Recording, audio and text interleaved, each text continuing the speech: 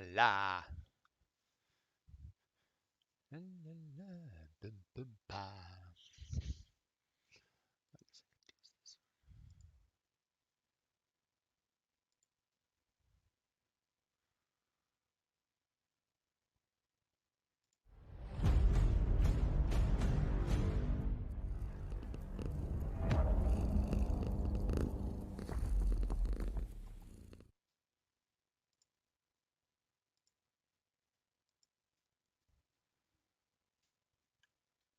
All right, good morning, everybody.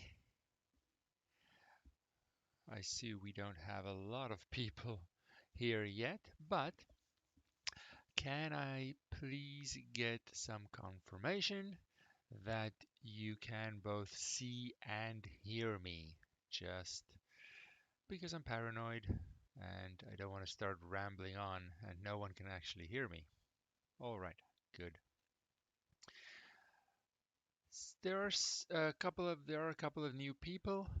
I just want to double check my private messages here. So 1 second as we wait for more people to get in.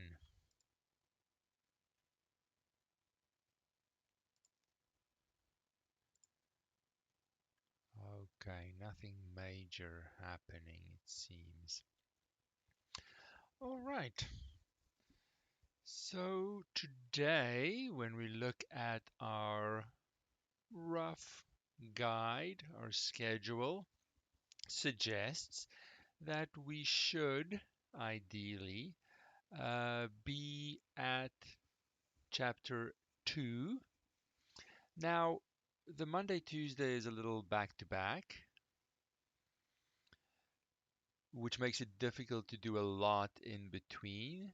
Our next session is in 2 days, so that gives you more time if you need to catch up.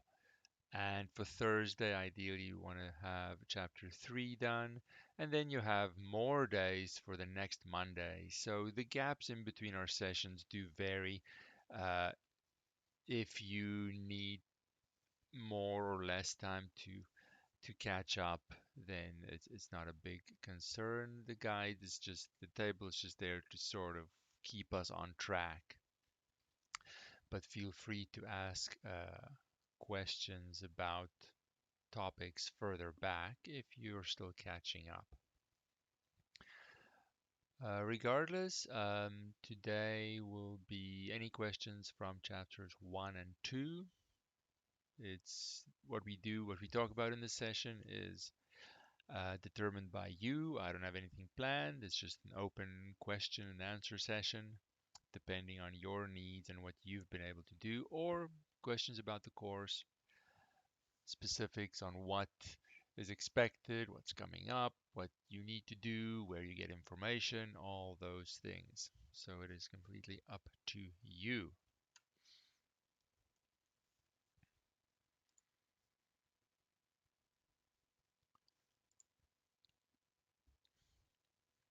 I was very happy that yesterday people were quite willing to speak up and ask their questions. That's definitely uh, much easier, much better to learn when it's more of a conversation rather than me just guessing what I should be talking about.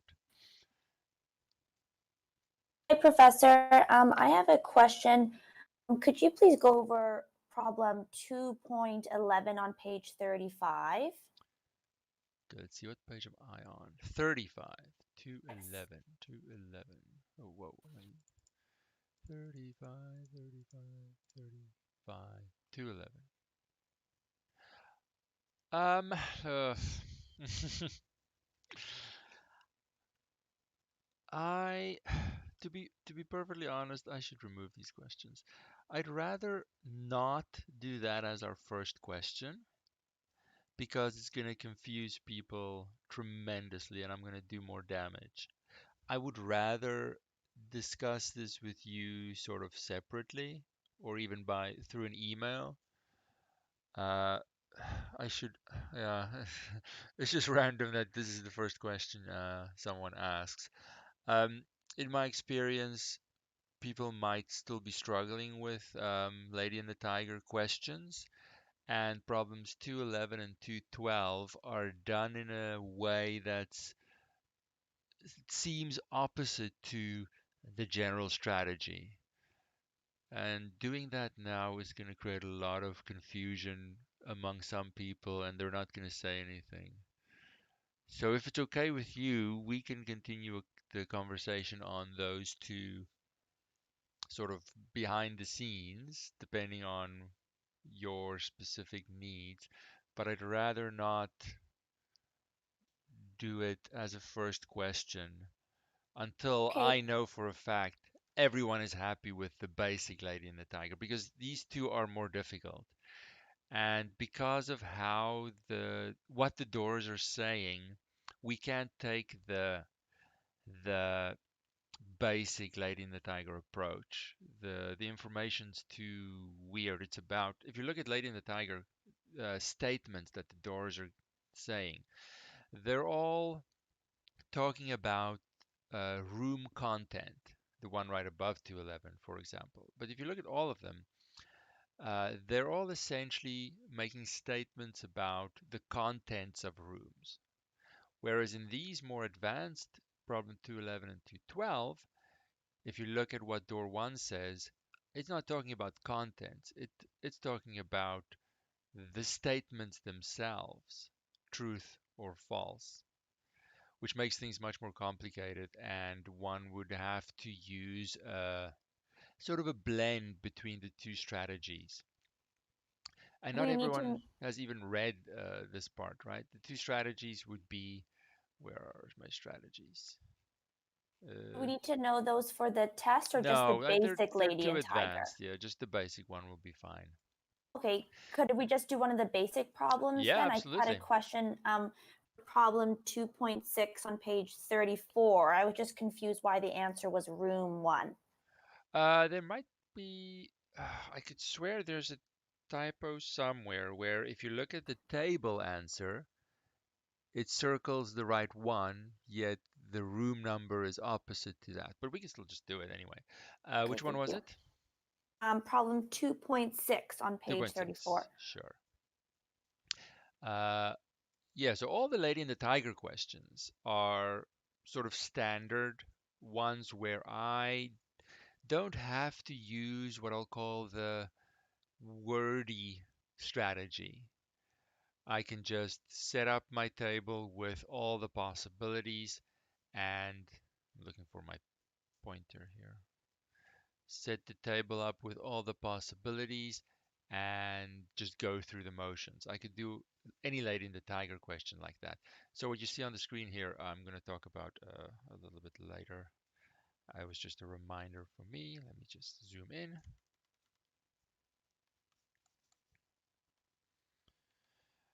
Okay, so that is problem 2.6. I have two doors or rooms, whichever you want to name. And then we have, whoopsie, close that. Uh, we have a lady in the tiger, lady or a tiger, and or behind any of the any of the doors. The description in the question doesn't tell me that I can eliminate any possibilities right away, so I list them all. Could be a lady behind each of the doors. Could be a mix, lady and tiger behind the other door, or the other way around. So this is the more straightforward strategy where I am going to go through, just in case people haven't really looked at this or need a reminder, I'm going to go through each of these possibilities separately to determine which one is consistent with the rules of the game, the extra information that I get.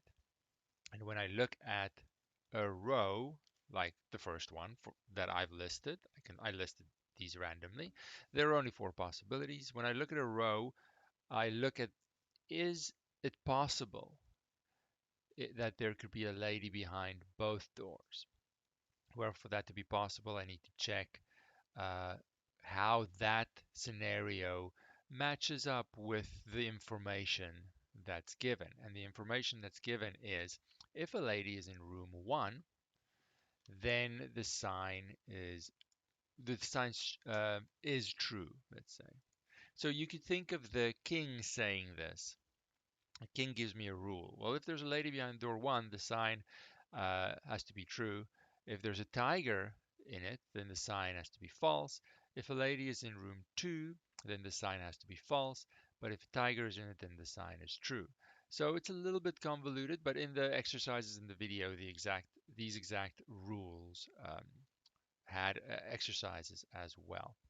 So by the time we get to these problems, it should be more familiar. So this is what the king says, and I want to look at uh, my scenario first, and then see, does that match with what the king says they should be behaving, how they should be behaving? So I'm just going to examine my scenario, having a lady in door 1 and a lady behind door 2. So door 1, I have to now look at what the door says.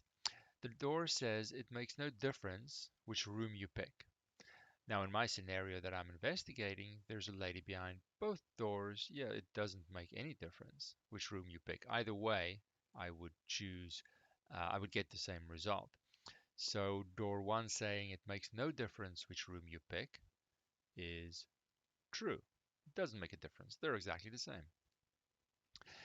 Door 2, in my scenario that I'm investigating, has a lady as well. And door 2 says there's a lady in the other room. From door two's perspective, that's door 1. There is a lady in the other room, so that's true as well. Now I investigate. Well, under my assumption of having a lady behind each door, let's see how that matches with what the king said. And the king says, he gives the rules. If a lady is in room 1, yeah, that is my scenario situation. King says the sign has to be true. Well, my sign is true. Okay, so that matches with the rules of the game.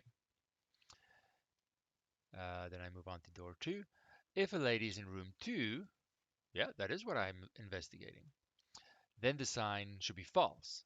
Oh, but I got a true, so that doesn't match up. So that is then not possible.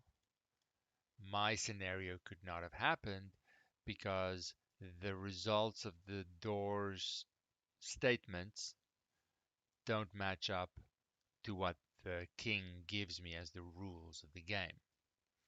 And I just move on to the next one. So I'm doing this in a lot of detail because this is our first example that we're sort of discussing in these sessions. Feel free to interrupt at any stage and ask questions and do and say whatever you need to say. Uh,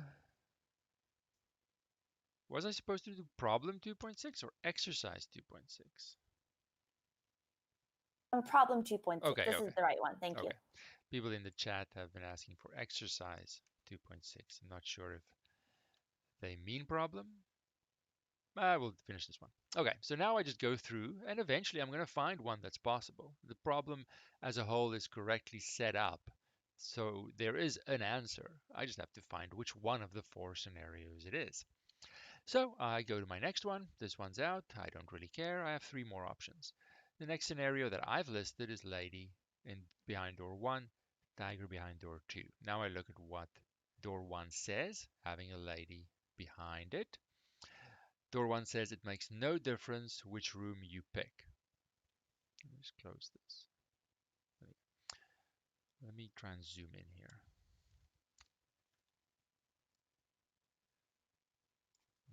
That's maybe a little better. It makes no difference which room you pick.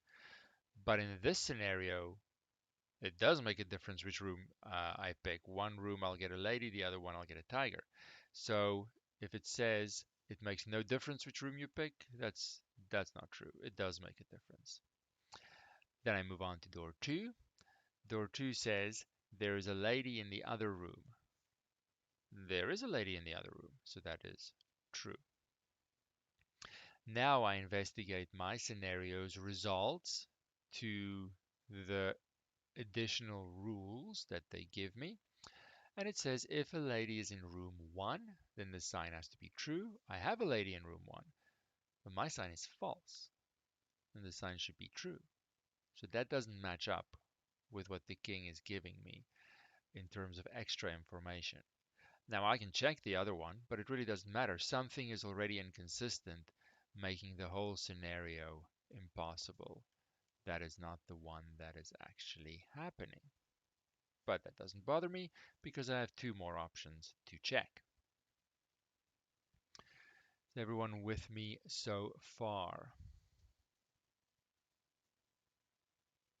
Feels like I'm going too fast, but you need to interrupt me if something does not make sense. I don't know how much you've looked at this already. Uh, it's not the easiest first question, perhaps, because door one says something a little strange, but it doesn't matter. It's all the same in terms of my strategy, how I'm going to approach this. I'm dependent on you to interrupt me and ask questions. Otherwise, I'll just go about my business. Now I'm investigating the scenario. Tiger behind door one, lady behind door two. So, door one says it makes no difference which room you pick. No, they're different. It makes a difference. So again, that's false. Lady behind door two. Oops, no, that's not where I want to be. There's my question. Door two says there is a lady in the other room. But no, from door two's perspective, no, there's a tiger. So that's false as well. Now, false doesn't mean bad or good or anything. It just is what it is. I now have investigated my scenario. I then compare this to the extra information, which says if a lady is in room one, the sign is true. I have a tiger in room one. Okay, so keep reading. If a tiger is in it, the sign has to be false. I got a false. So far, so good. I move on to the next one, door two, which has a lady in it. And the information says if a lady is in room two, then the sign is false. Yeah, I got a false. So everything matches up, and this scenario is very much possible. Now we could check the other one, but once we find one that works and you've done everything correctly, there will be only one answer. So the prisoner should choose door two based on our possible scenario. You're always going for the lady, you don't want to be eaten. And there we go. There might be some little things here and there in the odd answer. Those answers aren't perfect by any means. So I apologize if something is written incorrectly by accident. Good morning, Professor. Good morning. I have a question about portfolio assignments.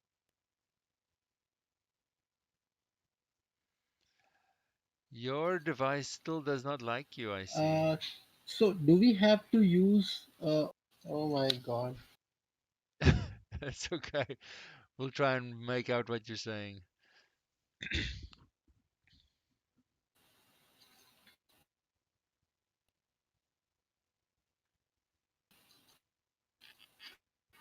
About portfolio assignments, do we have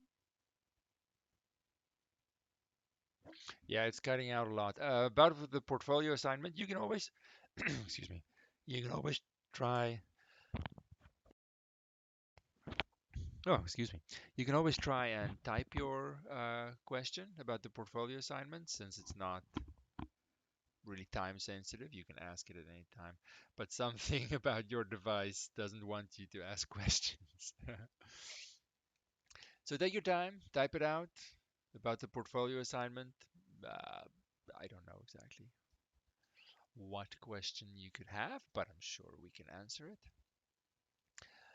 The part one topic of logical reasoning and puzzle solving and things like that, it's hard to find grade 1 to 7 worksheets that are directly the same because the kind of I feel there should be way more logical puzzles and sort of developing that thinking, but you can't find that many if you look at worksheets. It's more a way of thinking that's acting behind the scenes. So you might find that the first portfolio assignment doesn't really have worksheets that's directly matching the kinds of questions we're doing. We're with logical reasoning, we're more developing a general behind the scenes skill for problem solving of any kind. The first portfolio assignment might feel a little bit more detached uh, from the content, but it goes back and forth depending on what we are talking about. Let me just check the text here. We're going to do exercise 2.6 next. His question is, do we have to use uploaded pages or can we use some other worksheets as well? Ooh, I'm not sure what you mean. The worksheets are done. They're in the PDF document. Now, you can probably, for most of them, fill them in electronically, like writing on a PDF. But I think for the most part, it's simpler if you can write by hand on them. But if you don't have a printer, I mean, in Adobe Reader, you can definitely write on a PDF, right? I can put comments on this PDF or write on it. So you can do that. It's totally up to you. But the worksheets are already done. You have to fill in your answers on that specific worksheet. Hi, good morning. This is Prajakta. Hi. I have a similar question. There's a couple of questions where I felt I needed more space. Am I Yeah, okay to attach you're a interlined page or a lined page in between? yeah, you're welcome to add more. That's my one complaint with worksheets in general. They should give way more space for many of those questions. I see it all the time. Uh, or they're trying to they're you'd want to encourage students to show work and have that process towards the answer. And it's always so frustrating for me when a worksheet just gives a little box encouraging a student to only focus on the final answer. And that's the opposite of what we want. So don't ever, if you ever teach and see that situation, just give them a lot of space to do whatever they want to do. So you can definitely use as much space as you want. I'm looking for Thank exercise you. 2.6 here. Ah, there he is. Oh, Sudoku. Very And nice. I have a request after you finish 2.6. Could you please guide us for 2.16? That's on page 38. 2.16. Oh, right. Sure, sure. Yeah, thank you. It's probably not ideal to flip back and forth, but whatever. I'll do them in the order that uh, they are asked. Now, when someone asks for exercise 2.6, my response question is, have you worked your way through the video that is solving exercise 2.6? Because we spend a lot of time in the video slowly talking about how we're filling in the first letter and our strategy and everything. And it seems to me just a little counterproductive because there are other questions on problems to do this one when it is so detailed in the video. But if you've watched the video on this specific exercise 2.6, which I know is in there, and you've scrolled back and forth, you've watched it, you've rewatched it, it still doesn't make sense, then absolutely. we can do that. But I know this one has a very detailed discussion in the video. So my first question is, have you watched the video on this? Because our session doesn't have time to repeat video stuff in general. Problems, I think, are more important because they don't have very nice answers that can teach you, whereas this one's already in the video. So think about that, and when I get your response, I'll come back to this. I do, however, want to talk about 2.7. Exercise 2.7 is, and I'm going on memory, so correct me if I say something about the videos that's actually not correct. uh, but I'm pretty sure exercise 2.7, the other big Karuji question, that is not in the video. I want us to use this as sort of a challenge that you can sit with, but it isn't easy. So I wanted to at least start, uh, give you a little bit of a start in exercise 2.7, knowing that it's not in the video and it might be a little bit more difficult to just get it started. It's like Sudoku in that once you have a couple of letters filled in, that snowball effect starts and it just speeds up. But getting those first ones are really hard. So now I don't know if you have already looked at exercise 2.7 or not. So I don't want to do the whole thing. I just want to get you started if you need to.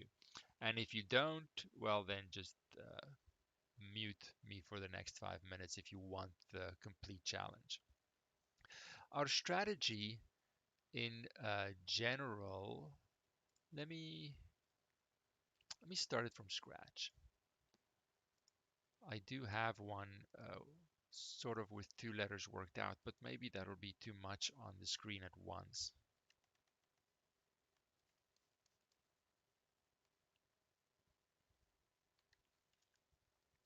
Now I'm gonna have to go back and forth here, but let me set it up first.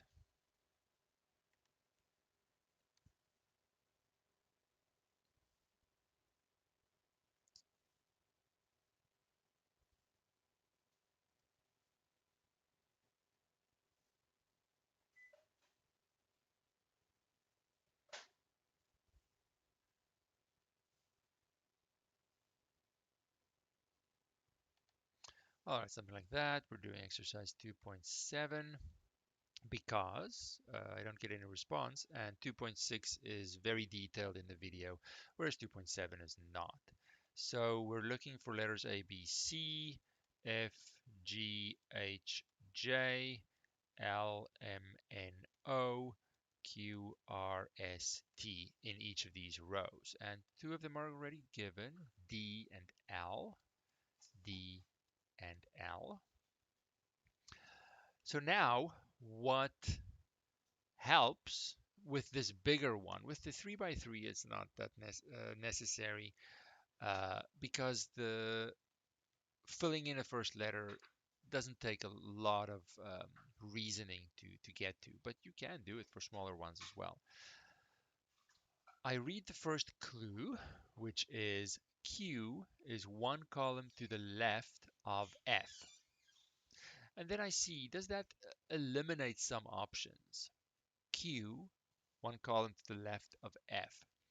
So Q is in the fourth row, F is in the second row. So Q has to be one column to the left of F. So I write little letters as options. Q could be there and F could be here. Or Q could be there and F could be there. Or Q could be there and F could be in the last position. So by writing in the options, I see that Q can't be last and F can't be first, because then that statement isn't going to work anymore. So I have eliminated some options, which might help me in the future, but right now I can't say, I just feel Q should be there. No, you cannot do that. Whenever you write in a letter, imagine someone asking you as soon as you do something, why did you do that? Why? Why? How do you know you can do that? Why did you do that? Why? Why? Someone annoying, poking you. Why? Why? Why? You have to be able to answer a why question at any point as you progress through the answer. And if you can't, then you shouldn't be writing it in. So based on the clue, we have our reduced options for Q and F. Then I go to the next one. I don't know which one of these clues, and there are many of them, I don't know which one is going to be the most helpful. So I see what each one contributes, and maybe they contribute nothing, maybe they contribute a lot. So the next one is J is one column to the left of O. J, one column to the left of O. So J could be here, and O could be there. J to the left of O. Or J could also be here, and O could be there.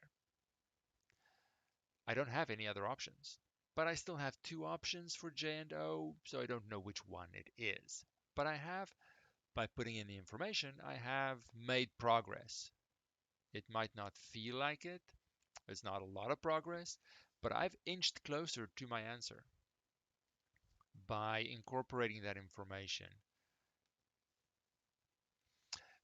Just to check, is everyone with me what I'm doing here? Does everyone understand? If you haven't looked into uh, Karuji yet, maybe you're a little bit behind. I don't know. I think everyone's at a different point right now, trying to catch up perhaps. So please interrupt me at any Yeah. stage because we can't raise our hand to say we have a question. You just interrupt whenever you feel like it. Okay, so I just work my way down, and these are bigger questions. They're going to take a while. If I'm in a hurry, I'm going to make a mistake. I need to be very slow and meticulous as I work through this because a little misreading here, misinterpretation could make everything impossible later on. So, next one. G is one column to the left or right of C. So G could be one column left or right of C. Well, C could be up here, and then G would be in the second position to the right. Can't be right underneath it, left or right.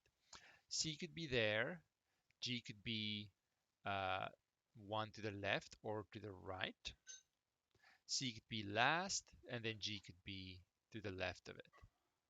So yeah, I don't have any reduced options for C, but I do have some reduced options for G. G can't be first, is essentially what this is saying.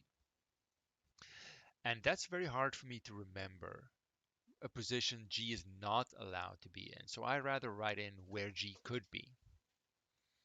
But this certainly isn't the only strategy. Then I go on. C is in the same column as S. Well, I know C still has all its options open, but that means S can only be in positions 1, 3, and 4 because C is in the same column as S. Same column, same column. Okay. So I have eliminated an option for S, and later on down the line, I don't know when, that might come in and help me. B is one column to the left of R. B, one column to the left of R. I don't know where B could be. B could be here, and R could be next to it. B left of R, right? I need to check too. Yeah. Or B could be there, third, and R could then be fourth. B, one column to the left of R. B can't be last. So that gives me two options for B, two options for R. Don't know which one it is. Can't do much more, but I have done something. I'm moving closer with every step. And it's a patience game to a large degree. A lot of patience being developed in these questions, which transfer to any kind of problem solving situation. H. H is not in the same column as M. H is not in the same column as M. Now, that doesn't really tell me anything right now. H could be first, and M could be somewhere else. I still have a lot of options. So yeah, you could write in everywhere, but I kind of prefer when it's all the options and I haven't reduced it, I don't really write it in. Just my habit. There's no benefit in writing it in for me if I haven't reduced, if I haven't eliminated any possibilities. So that one is a little bit vague in general, not allowing me right now to put anything in. Maybe later. T is two columns to the left of A. T is two columns to the left of A. So T could be first and then A could be third. T is two columns to the left of A. T could be second, T there, and A could be last, but that's it for T and A. Unfortunately, still only two options, and I can't know for sure right now which one of them is correct. So we wait. I'm not through all my clues yet, so I go through this once at least and then see what do I have here. G is in the same column as N. G is in the same column as N. Well, I know G from another clue could be second, third, or fourth, but there's an L there. So that means N can only be here. G is in the same column as N, so it has to be the middle two. So I can get rid of this last G. That can't happen because L blocks out that fourth position. N can't go there. All right. How do we feel so far? It's definitely not something I can rush through in any way. It's a very good uh, question that to develop your patience. Any questions so far as we've gone once through the clues?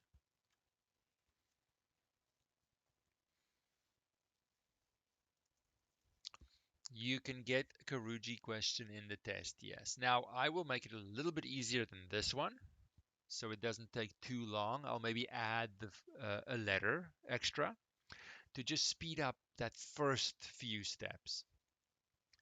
But apart from that, yes, you could definitely get something like this. This one, because we have time to sit with it either by yourself or we can talk about it. There's in the video. I don't know how long that discussion is in the video.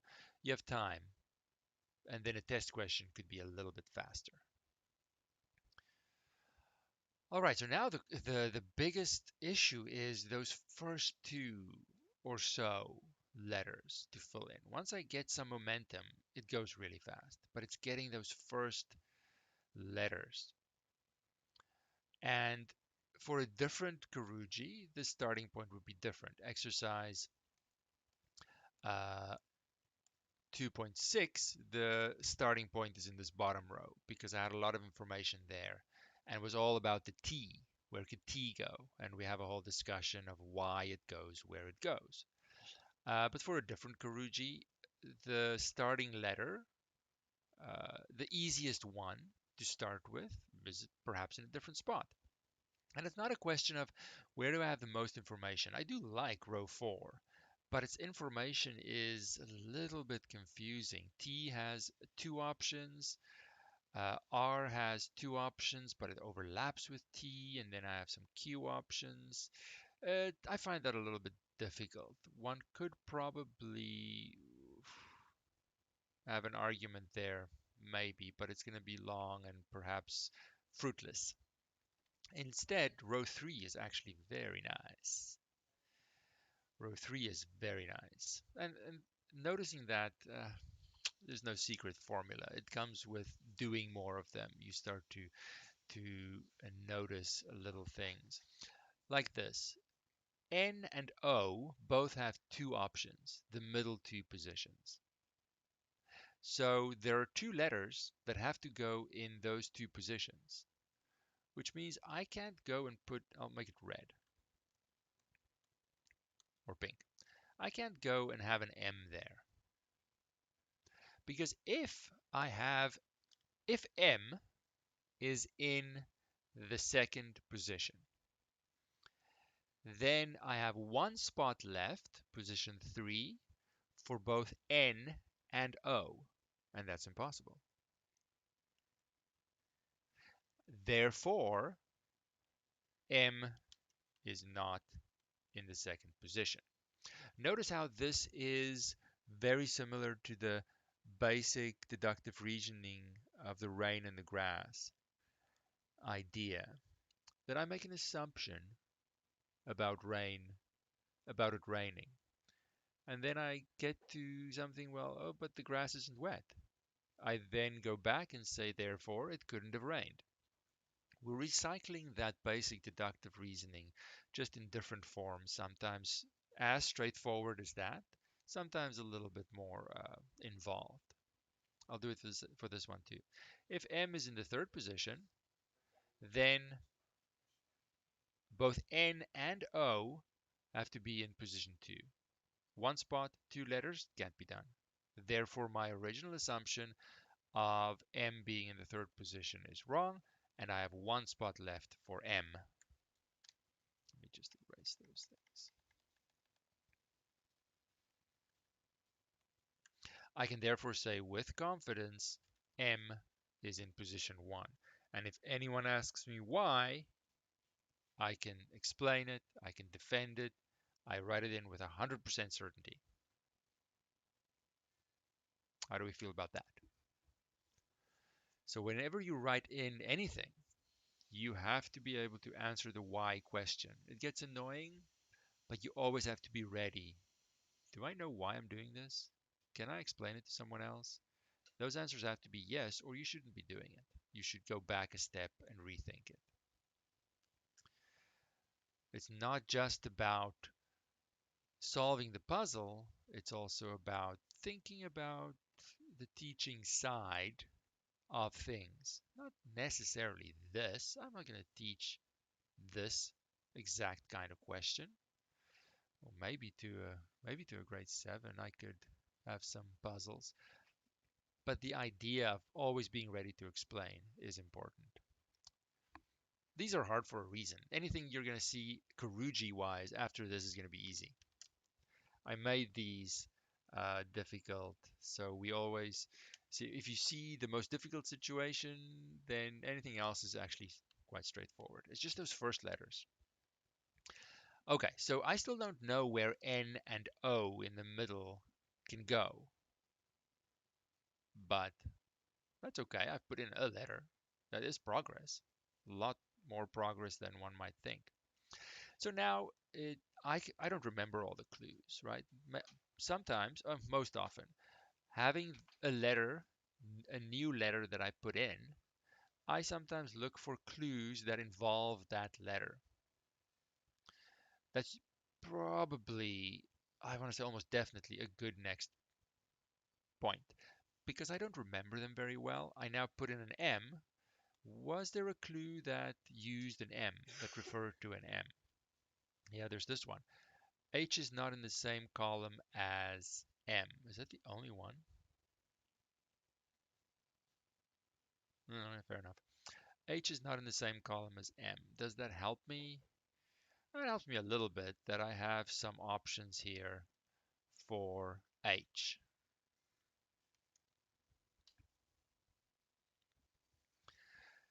So is everyone happy that I've reduced by putting in M and knowing that H is not in the same column as M, I have only positions 2, 3, and 4 for H.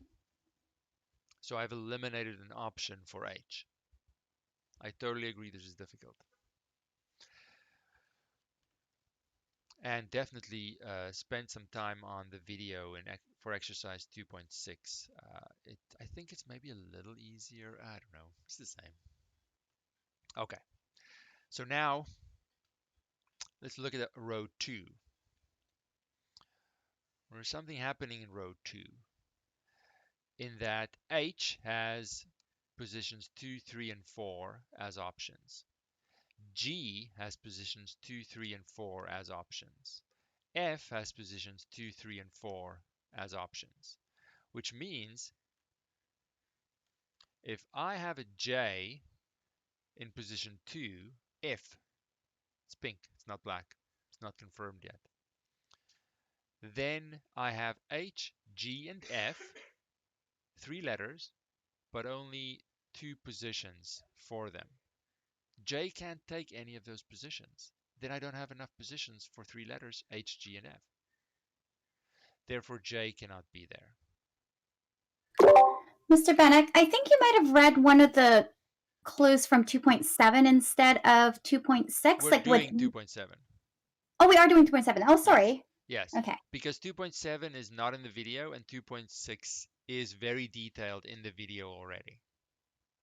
Okay, sorry, I was looking at the wrong question. Yes, no, someone asked about 2.6. That's what they wanted. But then I didn't get any confirmation that they watched the video. Oh, gotcha. And I know 2.7 is not there. So I think we get more benefit from doing 2.7 Okay. because it has no explanation anywhere. So we should probably do 2.7, I thought. Whew, you almost scared me there. Because misreading something is a very, Oh, no, very good, real because threat. on my sheet, I guess M and L are in the same position for 2.6 and 2.7. Is that correct? No, I, 2.7 has its own clues on page 27. okay, so with just my answers, I had them in the same Oh, spot. maybe. I mean, maybe. Well, I thought I was looking at the wrong square. I see. Yeah, no, we definitely can't. Yeah, we have to separate those two questions. They're same kind of question, but completely different clues. Yeah. No, sorry, that was my mistake. Oh, no, it's all good. So now I've looked at row 2 and I've concluded I can explain why J cannot be in any of those pink two positions 2, 3, and 4. Because then I have 3 other letters, but they all need to go in those 3 positions. J can't take up those spots. Let's backtrack here. So now I know with confidence J has to be in position 1. I'm done with J. I don't really need to think about the J options anymore. I don't know where. Oh, G actually only had 2 positions, but still. I still don't really know where H, G, or F will go, but I've made some progress again. So now that should give you a momentum. Now I can look at clues that have a J in them. J is one column to the left of O. And now you see immediately, oh, that puts an O right there. J has to be to the left of O, which puts an N there, and the snowball starts to roll much faster. But it's just that first couple that is tough. I'll erase those. And because I want to leave you with that, now the momentum is going to be much, much easier. So I still have to reread my question. And sometimes when you get stuck and you don't know, I don't want to look too much. I don't want to rely too much on these little guys. Not too much. I still want to go back and reread the clues. Oh, I just filled in a J. Is there something that has a J in it? Oh, this one. Does that unlock another letter? Yes, it does. Is there something with those new letters in? And so on and so on. So that should get you started. I don't want to sort of ruin all the fun, but it should be much easier now. So in a test, for example, I might give you the M and the J already, just to speed things up a little bit. Just give you a little bit more to get that snowball rolling. But once it does, things just sort of fall into place. But you should still never go too fast.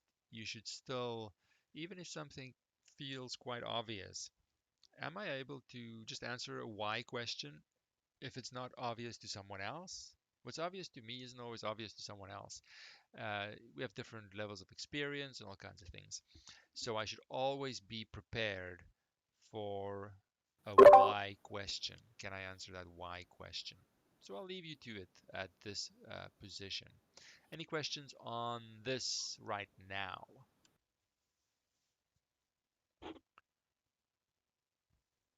Oh, I thought there was a question. All right.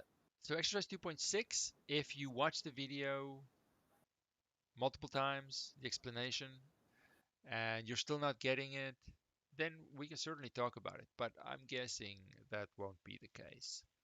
Uh, we take our time in the video on exercise 2.6 and do it in a very similar way. The starting point is just different, and that's the tricky part, getting it started, knowing where to look first.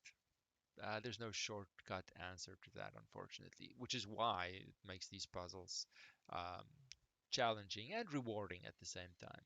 It's rewarding when I finally make progress and I can see, oh, I'm going faster and faster. It's a matter of time and I'm done. All right. Now let us look what the text, what was a question that I've missed? Uh, 2.6, I'm not going to do the exercise because it's detailed in the video, so I want to give everyone a chance to do that first. Yeah, the idea, I mean, you're welcome to do it in any order you want, but the idea is that you have worked through the video in the book first before this session so that you have a better idea of what your questions are, which topics you're not sure about, and we can be more productive in these sessions. The idea for these sessions is not to uh, be a preview of what you're going to be looking at. It should be an afterthought. But with the Monday, Tuesday so close together, it's not always possible for everyone. But in the future, try and be ahead of the game instead of behind it, if that is the case for some. Hi, Stephen. Hi. I was just wondering this from problem 2.16 to 2.19. I was struggling with all of them, Hold on, so I don't know let me what go there first. strategies to Hold on. use. Yeah, it's Problem just towards the two end. Yeah, point. it's page 38. Hold on. Let me go to. I need to zoom out. Page 38. No, that's 39.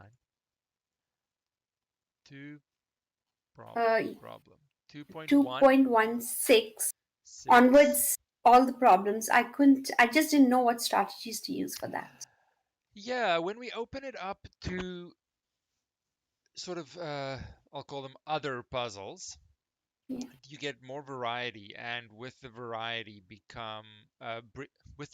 comes that exact issue that every question has its own little variation in strategy. If I see a knights and knaves question, I know how I'm going to approach it. It always Yeah. has the same approach, so that is good. But when I see others, now problem 216, it it can be confusing for some because it tries with the sub questions. It tries to hold my hand and really guide me through a little questions I could ask on the way. It's not really a whole question, it's more of a discussion of a concept, of the logical reasoning concept. So it's not really complete. It's never really asking a question like the other puzzles. Solve this puzzle. It's more just discussing the concept. The problem That I'm facing is like I understand the strategies which you explain in the videos, but when I come to these questions, I yeah. really don't know which strategy to use. No, I'm saying 216 isn't really a puzzle on its own. It's more of a discussion, Hmm. which can be confusing. But when I get to 217, 218, 219, and so on, yeah. Uh, the that is really the hard part, right? There are puzzles that people still don't know because there's so much variety. There's no end to the variety. We try and contain it so it's manageable, but there's no shortcut to know, oh, if it's this, I'm going to do this. It's a sort of a journey, and that does get better with experience. So you look at problem 217, which arguably is, I think, the most difficult one. You should leave that to Mhm. the end. It's a little Yeah. backwards, but regardless, I see Yeah. something like this, or I Mhm. see maybe this one's a good one. 218. So we have some people at a conference, they have different nationalities, and then different house colors are next to other colors, and people are next to other people. So now I Mhm. ask myself, okay, which kind of question have I seen before that I feel is the closest to this one? Now, I've seen two kinds of questions. I've seen the Lady and the Tiger style question, Mhm. where I have sort of whole scenarios that can be different and statements about within that scenario. And Knights and Knaves fall in that category. I look at each Mhm. row at a time. Yeah. But then I have other kinds of questions, like exercise 218 with the golfers, Mhm. where my strategy was still an elimination strategy, but it wasn't quite the same. I just listed all the possibilities under Mhm. each placement, Yeah. and then based on what they were saying, I was able to eliminate systematically until I got one person left in every column. Mhm. Those on the surface might seem the same, but they're not the same. They're Yeah, I not. tried that. I didn't find the connection in that one, Yeah, and so that's these are the two basic strategies really, right? This is what we've seen before. So if we get a new question, it's understandable to think, okay, which one can I try? And maybe you try one and it doesn't feel quite right, and you switch to the other one. For the houses and nationalities, I don't need to do a whole row, a whole complete possible solution and list all of those. All I need, I'm looking for my pencil. Let's make a new page. Maybe this page is fine. That page is fine. So this is problem 217? it's 18. 18. Fair enough. 18.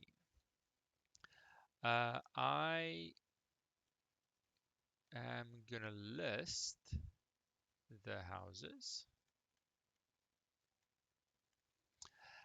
and just try one strategy. I think, well, it doesn't sound as if I need to look at a possible. So let me just rephrase this.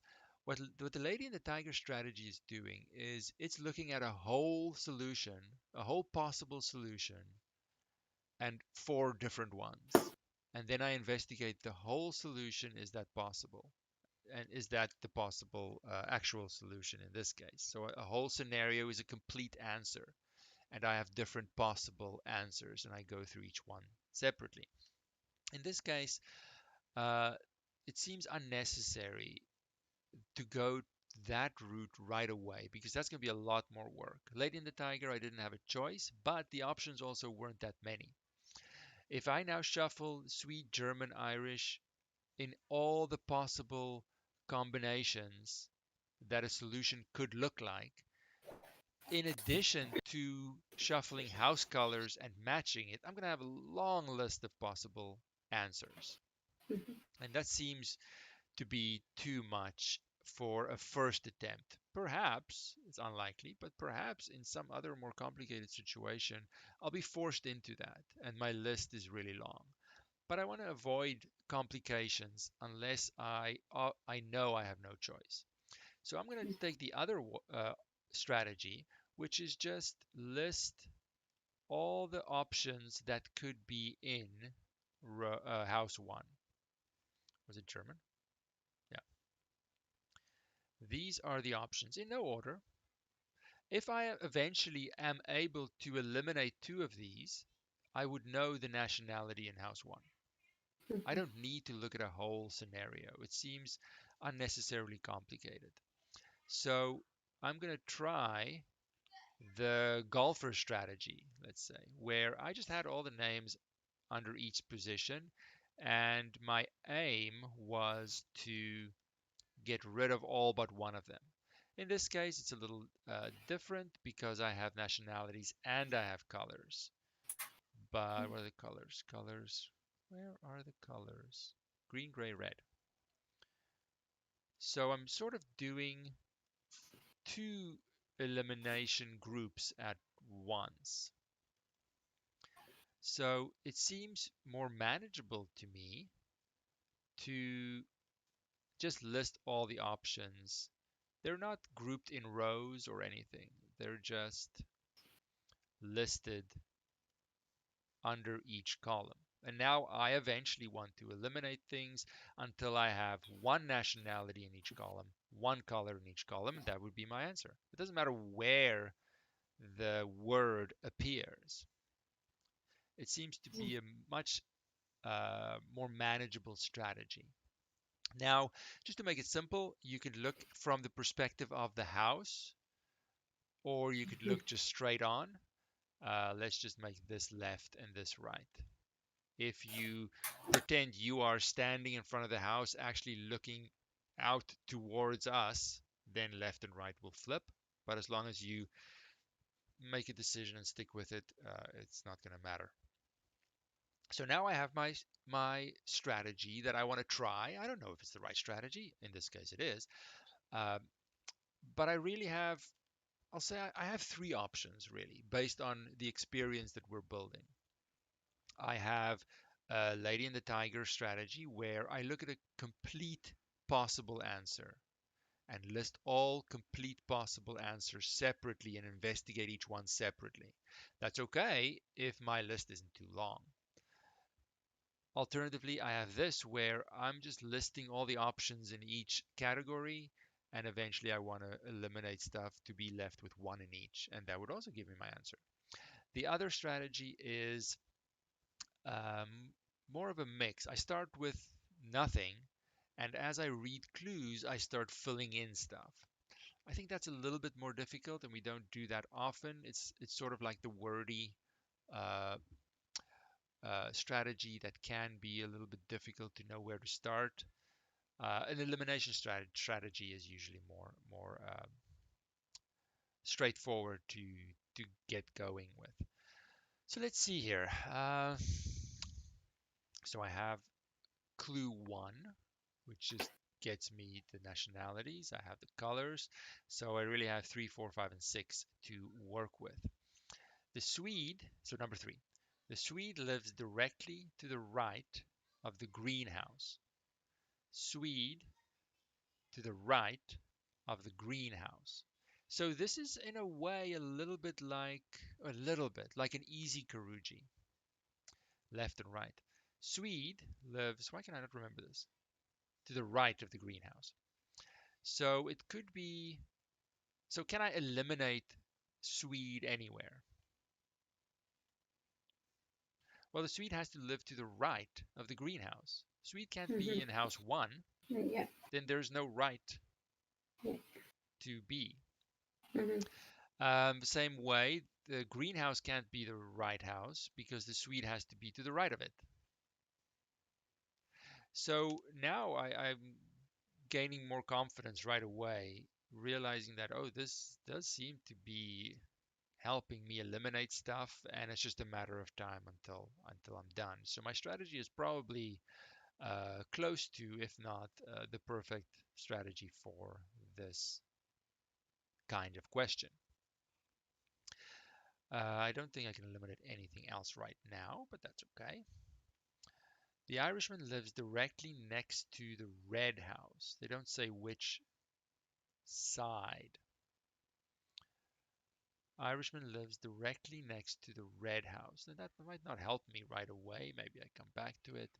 I can make other kinds of markings here that maybe a little pink line, maybe I see. Okay, so it could be the Irish and red are connected in some way, but I can't quite eliminate any of them. So maybe that'll be more confusing for now until I need it. Maybe that clue isn't the best clue right now. Irishman does not live in house 3. That's a much more helpful clue. Does not live in house 3. Let me actually make these pink so they're easy to see. Irishman does not live in house 3. All right, good. That eliminates something. Is everyone still with me here? Kind of trying to get. Yeah, no, let me know if I'm going too fast or anything. It's okay. I think you can just go. I don't even remember this question, to be honest. I- But we go through it, and sometimes we loop around and around. We don't have a lot of clues to work with. Like in Karuji, there was a whole list. This one doesn't have a long list. We only have 4 clues to work with, so hopefully it works. The Swede does not live in house 3. Okay, so the Swede is out for house 3 as well. okay. And that makes a lot of progress because Yeah. now I know Sweet lives in Swede house has two. to live in house 2. German is the only one left in house 3, which means okay, so German has to be in house 3 because the other nationalities are out. House 2, for a different reason, has to have Swede because Swede doesn't go in any other house, and therefore the other nationalities in that house column has to be out. German is already done, so German is out. So Irish has to be house 1, and you see how quickly things just start to snowball. Mhm. Now I do have to loop back to my clues and see what can I do about the colors. Well, the Swede lives directly to the right of the greenhouse. I know where the Swede lives now. To the right of the greenhouse, that makes that green. So green can't be anywhere else. No other color in house 1. And I'm making a lot of progress. One step and I'm done. I think there was something with a red house. Irishman lives directly next to the red house. Irishman lives in house 1, so red has to be house 2, Two. and Okay. I am done. But again, similar to Karuji, it's just that first little bit getting me some momentum. So I'm going for the simplest strategy. Uh, it it didn't seem worth it or necessary to have a full combination of what an answer could look like and run through all the options. There are too many of them. I don't need to be that detailed in my list. Lady and the Tiger, I needed to because the statements on the doors referred to contents of other rooms. So I needed to see the whole picture, the whole scenario to determine if it works or not. Here, uh, it doesn't really the clues aren't really the same. It's closer to Karuji almost, but simpler. And I don't have a table to fill in. But I guess you could have taken a Karuji style approach. You could have, when I think about it, I don't think it's easier, but you could have done something like this, where you say, I'm in pink, I think. Hold on, black. Could have said here, let's say this is our um, nationality, and this is our color row, and here are the houses. This is house 1, house 2, house 3, and we're trying to fill in uh, Swede, German, Irishman. Oh, gray and green are unfortunate. Green, gray, and red. So now it's similar to Karuji, just a smaller table. And then you can go and say, okay, the Swede lives directly next to the sorry, the Swede lives directly to the right of the greenhouse. So Swede could be here and green could be there. Swede could be here and green could be there. And maybe I'll do the next one here. Number 5, the Irishman does not live in house 3. So that means Irishman here, excuse me, or Irishman there, and you see how it's similar to Guruji. Yeah. So I do have options, but what we did it's the same as Guruji really, but to make it more relatable, you could take this approach, yeah, because I Mhm. notice clues, how the clues Mhm. are phrased in a way similar to how the Guruji clues are phrased. That then gives me a clue. Oh, the strategy could be the same. Okay, they don't give me a table. Can I make a table like not a grid like Karuji and have it be very similar? Yeah, I totally can. So there's not just one way to do these things. It depends on my experience. What have I seen that's closest to how the clues sound, how the question, the wording, what's similar to this that I've seen before? Well, chances are the strategy will be similar to that strategy as well. I'm just wondering, would we have this kind of time to think and relate the questions to the strategies when we are doing the quizzes? I think so. I think an hour for a quiz with five of these questions, not all this not complicated, right? Not this Mhm. involved. Some questions are much less wordy, much more straightforward, like state the negation of this, and you're done. Mhm. Yeah. So you save time with those more straightforward ones. Um, in my experience, there has never been, well, like almost never. I can think of one person, maybe. Mhm. There's almost never been an issue with time. Okay. If I mean, I can't go into a question like this. Okay, let's suppose this is the quiz question. Mhm. Now I have to go and learn Lady and the Tiger to remember them, learn Knights and Knaves. What was Kuruji again? No, I need to go in knowing my options. I Yeah. need to have that experience sort of firmly set so I can look at Mhm. this. Ooh, this has a Kuruji feel to it. Okay, now Mhm. I know what to do there. So there's no time to go and relearn Yeah. exercises. Yes. So given you have the preparation, Mhm. yeah, absolutely. I've never really experienced any issues with time. And Okay. if you've sort of practiced your how you're going to scan and send it back, I would Mhm. definitely sort of pretend, write a little note for yourself. Let's pretend this was my answer and I have to submit this. Mhm. How am I going to scan this? How am I going to email it? Email it to yourself as a test or something. So you know that process is streamlined, and then you can see, Mhm. okay, I need like 10 minutes for the scanning. So I can go up to this much time and then I need to Mhm. stop for scanning. So you have 30 minutes to scan and submit it, which I think is Mhm. more than you actually need. Yeah. So you get more time there. Uh, with the little questions that are more straightforward, I mean, there's like one of these questions, right? If Mhm. if there's a Lady and the Tiger question, there's no doubt you know your Um, strategy. So yeah, that's simple. Yeah.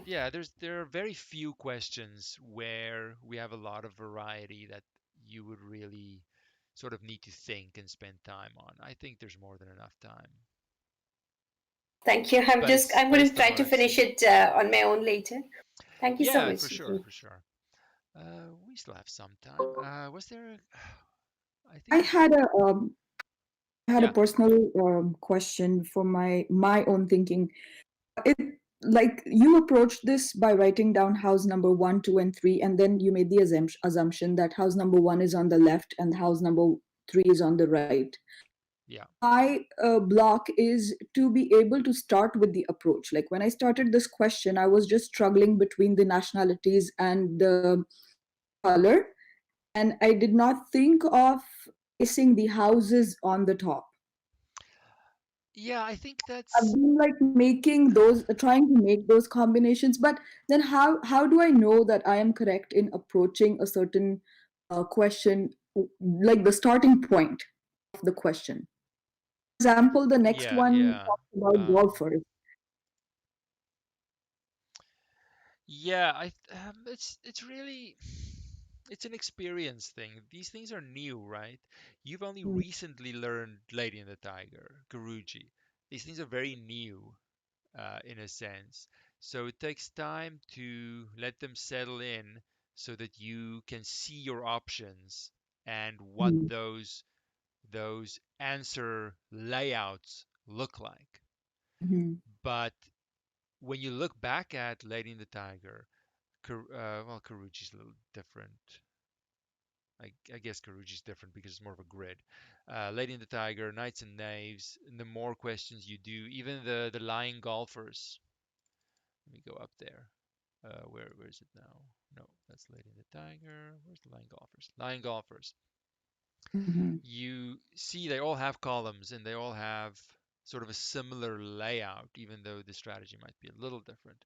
And the columns are based on what what is fixed. Mhm. Mhm. The columns aren't uh, names of things I'm looking for.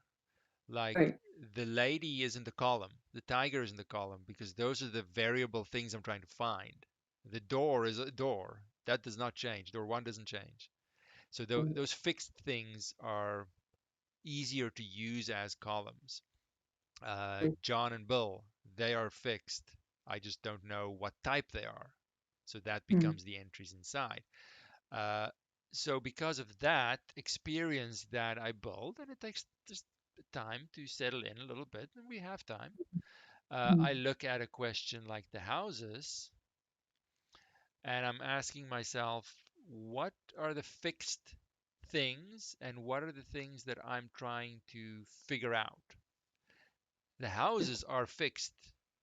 You can pretend you see them in front of you in a row of three. They're not moving.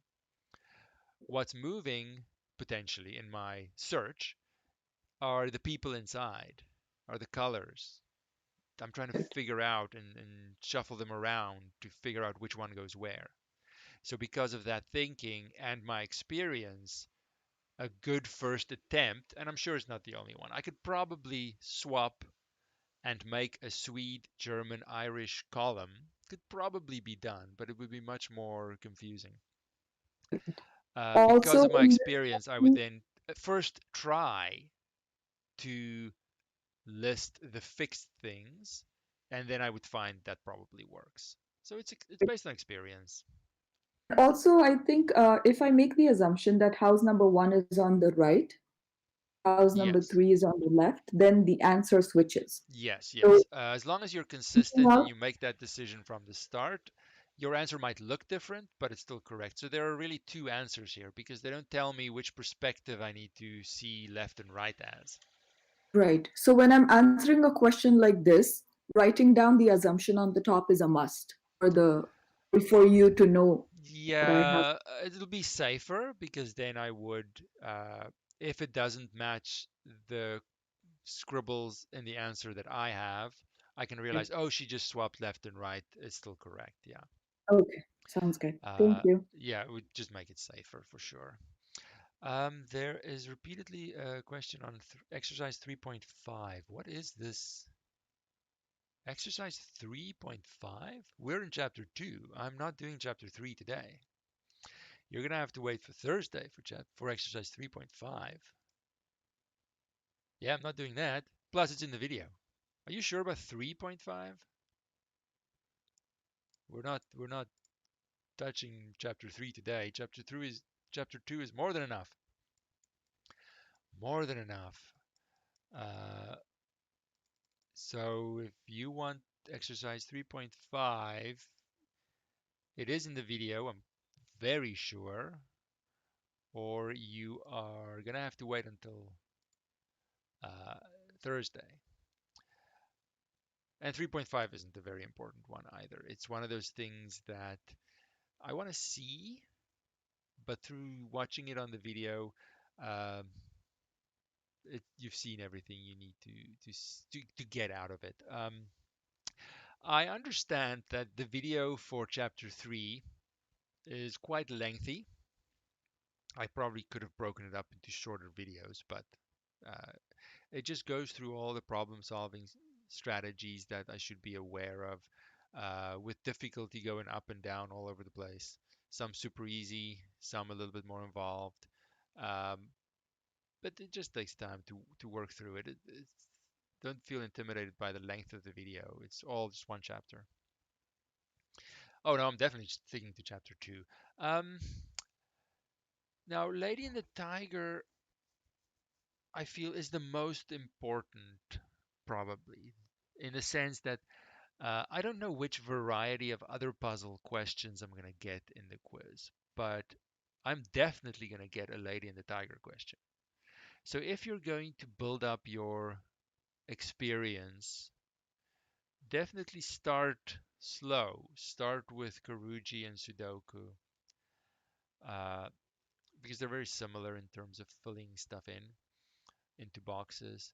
Spend enough time with Lady or the Tiger to the point where you are perfectly comfortable with every single exercise and every single problem, and feel absolutely free to ignore problem 211 and 212. If you are really sitting there thinking, oh, this is way too easy for me, I am bored, every question is super straightforward, no challenge, problem 211 and 212 will be there for you. They're not test questions, they're just there if you're looking for a challenge. We definitely don't need to look at them, but absolutely every single one of the Lady and the Tiger exercises and problems should be perfectly understood so that you can explain that to someone else. I randomly give you problem 2.7. Can you explain that and walk me through it? If not, then some more time needs to be spent on it. So I think Lady and the Tiger questions are the most important ones. Laying that ground foundation, that groundwork that I can use, and then I'll see when I go to other puzzles, when I go to Knights and Knaves, suddenly those puzzles are just much more straightforward in making progress because I've sort of laid that foundation, um, and it's nice and solid. Uh, so I don't know if there are any specific ones, or I'll just do a random one. I'll give you a second because not everyone has looked at these. Maybe I'll repeat an exercise. Um, I have another question about the lady and the tiger problem. sure. When you are solving it, you go through this whole dialogue in explaining everything, and then strategically you're cutting off. Are you expecting us to write out all those statements, or can we just show it to you as the No, word no. the way we do in Um, a tabular? you have two options in general. I'm just trying to find it here. Uh, yeah, so if I look at what page is this? What page is this? Oh, strategies, bottom of page 30, talk about strategies.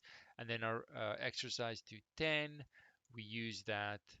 And then sort of in the middle of page 31, you have what I call the first strategy, which is the wordy one, which you're sort of using the deductive reasoning format, premise, observation, conclusion, but more lengthy, more involved, more wordy. Then you're going to have to write out each sentence carefully to show your argument for how you get to your answer. The I mean, it's very nice if it works.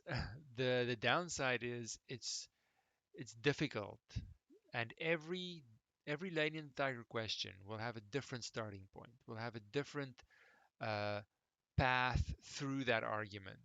Every argument in the wordy strategy, even though it's Lady and the Tiger, every answer will be different, and that makes it very difficult for people just starting out to know, how do I even make any progress? Where do I look first? Do I look at door one, door two? How do I know? It becomes much more confusing than it needs to be. That's why I prefer the second strategy, which is at the top of page 32, for example, where we list each possible answer, each possible combination of what could be behind the doors. And because I only have two doors, that list isn't very long. So I'm not losing much in listing everything and then investigating which one could be possible based on the information. It's a much more straightforward strategy and not too time consuming. Uh, and the benefit of that is that from one lady in the tiger question to another, the strategies, the setup doesn't change. I don't need to worry about, oh, how do I start this one? In the listing possibilities strategy, I always start the same way. I'm going to list all the options. So Mhm. it gives me much more confidence that going in, if I see late in the tiger question, I already know how I'm going to start. There's no confusion. And then once I've made my list, I'll go into what the doors are actually saying.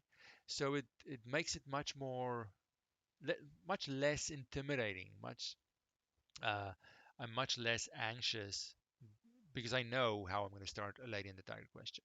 Now, in general, if I had a lot of doors, if I had like 10 doors, all saying different things, then this second strategy becomes too time consuming because my options my that I'm going to list are just too many and I need to switch to the the strategy one. Mhm. But by then might be ready to do that. As a first strategy, I think the listing of the options is a better, safer one to build on. So if I do that strategy, which I'm going to use for all of them now, I don't have to write a lot of words um, because we've discussed these. We know what the questions are. It's just how do you can you write your options for this specific quiz question? Um, do you show by checks and crosses or whatever how you've eliminated the rows and arrived at the correct one? So there's not a lot of words you need to write for that strategy. Your listing uh, is sort of showing your strategy. It's the strategy that doesn't involve a lot of words so that it is more straightforward. So in terms of an answer, you don't have to worry about writing full sentences and explanations for that question. But if you choose strategy one, and some people, every now and then I get someone that wants to do that strategy, that's fine. But then you have to write full, clear sentences because I'm looking at every single word, checking if that argument makes sense. And it's much, much more difficult. I definitely don't encourage that unless you are already very experienced. Let's do. I have 3 minutes, so I can do one quickly. I'll set it up at least. I want to do the last exercise. Exercise 215. 215. So the king announced that one of the rooms contained a lady and the other two contained tigers. He further explained that at most one of the three signs was true, and I see I have three doors, but that doesn't really matter. Three doors, it's fine. Let's quickly make a new page for our last 3 minutes. I just want to show or highlight, if you still have to look at these, just want to highlight the sort of the thought process. What do I look at when? So I noticed that I have not read the question. I haven't read what the doors are saying or anything. I know there are three doors. That's all I need to know. But now the options are a little bit reduced to make it easier in the sense that the king says there's only one lady and two tigers. So I'm not going to have lady, lady, lady. Those aren't possibilities. They're eliminated right away, giving me fewer to work with. There's only one lady in this Stephen, case. I'm sorry, just sorry to interrupt, but I can't find that question. It's on which page? It is on page That's a good question. 33. Bottom of 33, top of 34. Okay, I get that too. Thank you. So I do want to check, is there anything in the question that eliminates possibilities when I make my list? Often there isn't, but every now and then there might be something that says, no, there's only one lady or something else. And that just makes my setup easier. So be aware of that. That's the thing I'm looking at first because that affects my setup. I'm not really looking at anything else. So notice how I don't care about things that the kings say about true or false or anything else. I just want to know, does he say anything about content? How many doors are there? Because that affects my setup. So now I have my setup and I can go through each possible uh, scenario separately. Now I look at what the doors are saying to investigate if which door is true and which one is false. Not knowing if that's a good or a bad thing. Door 1 says, a tiger is in this room. That is false because I have a lady in room 1. Door 2 says, a lady is in this room. That's door 2. No, there's a tiger. Now, false doesn't necessarily mean bad. It just is what it is. Door 3 says, a tiger is in room 2. Door 3, I'm talking about door 2. A tiger is in room 2, so that's true. Now I'm trying to figure out the false and true results that I got. Is that actually good or bad? So I now look at what the king says in terms of which can be true and which can be false and so on. He further explained that at most one of the 3 signs was true. At most one. At most one means one or less. So one or less can be true. How many did I get? I got 1. Oh, so that is totally possible. Now I got lucky in that my very first one seems to be the right one. There is a chance I could have made a mistake. So I find it's always nice, and I'm going to have the time to check the others. And if I then get not possible, not possible, that gives me a little bit more confidence that my answer is correct. So it's sort of a check. Let's look at the other ones. It's good practice anyway. So I look at the second scenario. If my answer is correct, I should eventually get a not possible. So I'm looking at tiger, lady, tiger. Door 1 says, a tiger is in this room. Yep, that's true. There's a tiger. Door 2 says, a lady is in this room. That's also true. Door 3 says, a tiger is in room 2. No, a lady is in room 2, so that's false. Now I look at what the king says. At most, one of the signs should be true. I got 2 of them. I can only have 1 or less, and therefore it's not possible. So it's out. But that's good because I'm hoping that my first one is in fact the right answer. This just confirms my correct answer. I'll do one more, why not? Last one, tiger, tiger, lady. Door 1 says, a tiger is in this room. Yeah, I have a tiger in this room. True. Door 2 says, a lady is in this room. No, I have a tiger in this room, so false. Door 3 says, a tiger is in room 2. Yeah, a tiger is in room 2. And again, I'm allowed by the king to have at most 1 true sign. And I got 2 again. Not possible. So that's out. And now I feel a little bit better about my answer and I can say, oh, choose door 1 for the lady.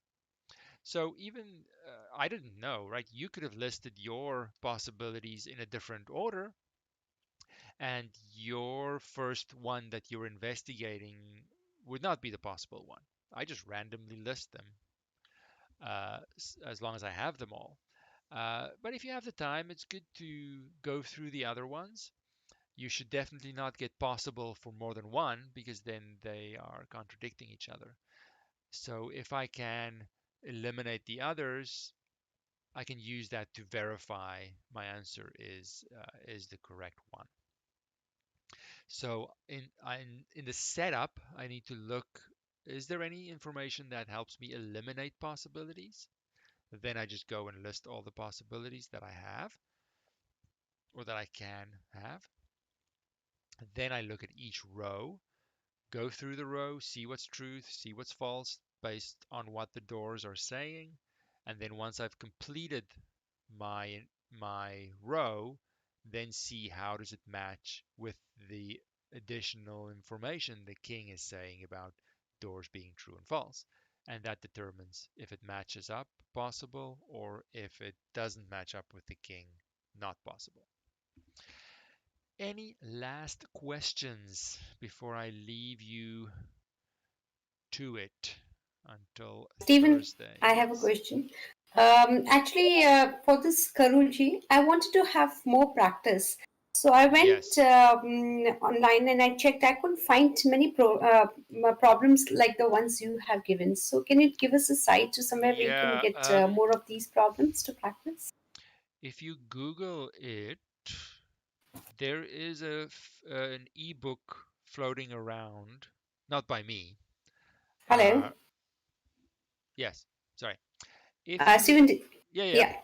If you Google it, I can't remember exactly what. There's an ebook floating around that uh, that has more of them. I didn't write the ebook, but it is on Google somewhere if you search it.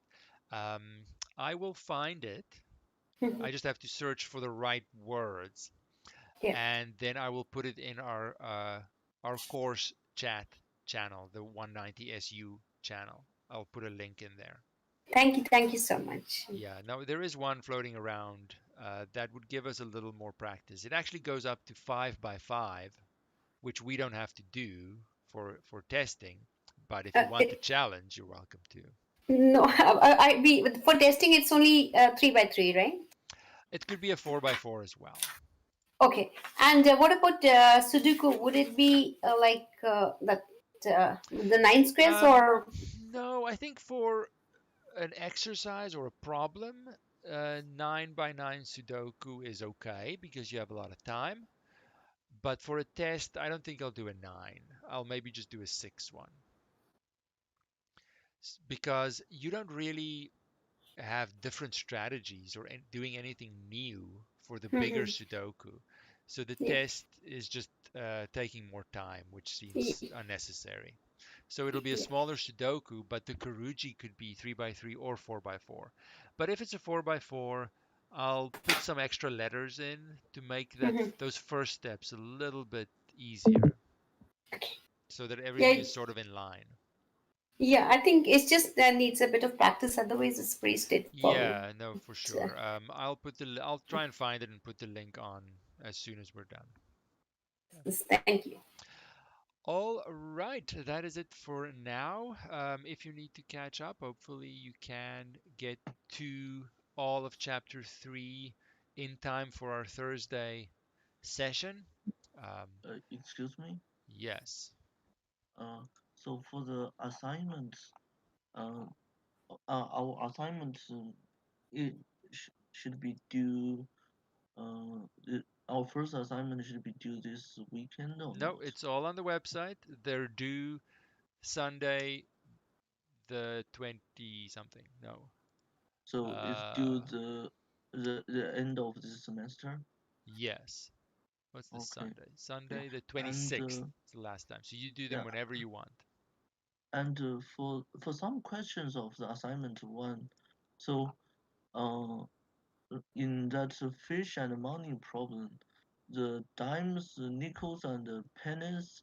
So this three is how I don't know how much for these three coins. So can you just add them to the assignment? So assignment 1? Yeah. Which one? Fish and Oh, money fish and money. problem. Yeah. Uh, So that's 3 coins. I don't find know what. different ways. Sorry, let me zoom in. Find different ways to make 23 cents. Yeah. So these 3 coins, I don't know. So one of each, like it means how much Oh, but cents. that's Yeah. part of the test. It's a good thing to Uh, see that you need to know how much a dime and a nickel and a penny is worth. If you're I gonna be a understand. teacher, you need to know. I understand what you mean. Okay. Sorry about that. Uh, I'm gonna leave it for you to Google it, and then you're gonna remember better than me just telling you. Okay. So Okay. the part of the worksheets that is I an important understand your part. meaning. No, I'm still speaking. An important part of the worksheets is to highlight things that you might need to go and learn before you are in front of a classroom. For example, money values, little things, and it highlights, it's not always about the math, it highlights, oh, I need to go and look at this more so that I'm ready for whenever I'm working with a student. So in your case, it might be coin values. So it's good, even though the math might be easy in these worksheets, it still highlights what do I need to be ready for in a classroom, things that no one necessarily tells you.